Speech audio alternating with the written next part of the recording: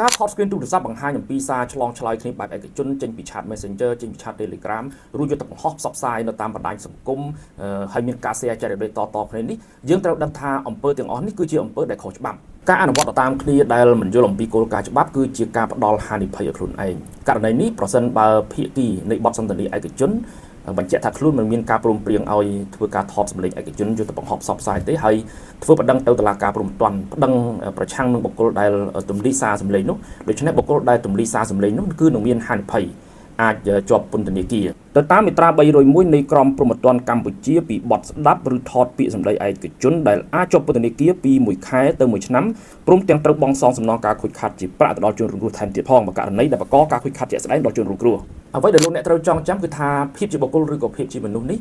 សិទ្ធិជាមូលដ្ឋានក្នុងការរស់នៅគឺត្រូវបានការពារយ៉ាងខ្ជាប់ខ្ជួនដោយច្បាប់ហើយភាពជាឯកជនឬក៏ឯកជនភាពដែលបានសេចក្តីថាមិនមានគោលដៅសម្រាប់ជាសាធារណៈទេគឺជាសិទ្ធិមូលដ្ឋានដ៏សំខាន់មួយក្នុងចំណោមសិទ្ធិមូលដ្ឋានក្នុងភាពជាមនុស្សឬក៏ភាពជាបុគ្គលដែលត្រូវបានការពារដោយច្បាប់